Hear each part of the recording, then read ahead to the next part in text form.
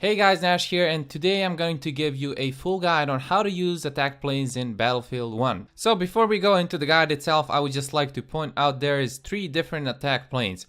We got the ground support plane, we got the tank hunter plane, and we got the Airship Buster attack plane. Out of these 3 planes, you would most likely want to go with the ground support attack plane.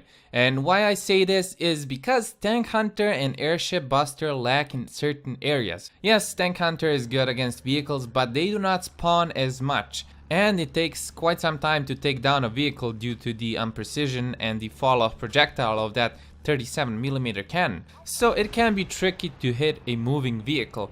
The same goes with the Airship Buster. It has projectiles that it can launch on an enemy plane, but due to the unprecision and constant moving of other planes, it's hard to land a hit. That is why the all-balanced ground support is much better than the two of them. It has a small caliber automatic cannon and the fragmentation bombs that you can drop on infantry. With the automatic cannon, you can take down infantry, planes, and tanks, but just a little bit harder. The cannon literally destroys infantry as you spray down your shots on them, and how you do it is you go as high as you can and try to look out for targets that you want to pick. And at the moment you are firing at your opponents, probably or most likely the infantry, the thing you need to do is to slow down so you can take as many shots as you can at an enemy. Even nearby shots will be registered as a hit due to the explosive rounds of the small caliber cannon. So you can rack up quite some kills on infantry below before you need to retreat and do it again.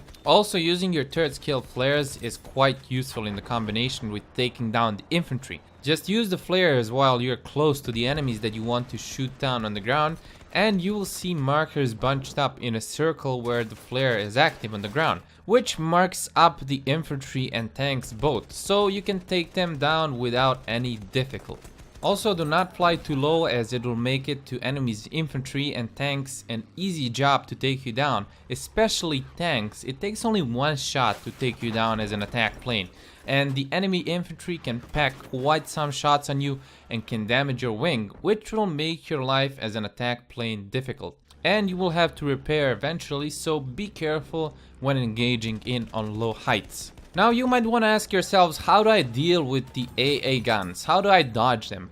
Well, it's quite tricky actually. If you are getting shot by an AA gun, there is a couple of things you can do. First is try to fly as low as possible at the moment you're being shot at, because AA guns are mostly on elevated places, so being on a lower part of the map negates their usability on you, so you can safely retreat and repair. The second thing that you can do against AA guns is try to eliminate them, and how you do this is a bit complicated, but it works in most situations. As an airplane, you want to go as far away behind the AA gun as you can. The blind spots for AA guns are usually from the mountain sides or from the side the enemy is spawning. The AA will always look into the direction that you are spawning from, making it an easy target if you're picking a side of the map that they wouldn't suspect you coming from. So if you manage to sneak by them, they are an easy prey to take down with your cannon. Now there is a third way of dealing with the AA, and it's quite risky. It's bombing the AA itself with the fragmentation bombs that you have on the number 2 keybind. People sometimes have trouble using these bombs as you can't predict where they will fall, but there is a way you can use them effectively and not miss the target.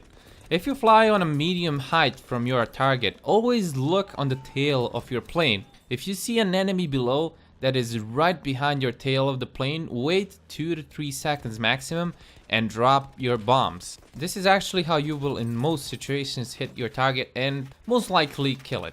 This is something I have learned playing the attack plane and bombers. The timing on the bombs is linked to the enemy being below your tail sight and the timer of the 2 to 3 seconds of them passing by the tail itself. You would probably get the hang of it eventually by dropping a lot of random bombs and seeing how it works. So if you don't want to go through figuring out yourself, this is basically how I do it, and I recommend you trying it out. Just look at this video multiple times and how I drop the bombs, and you try it out yourself, and it works almost every time, except sometimes enemy moves and you can't predict that, and eventually you will just miss a couple of bombs, but most likely you will always get a kill.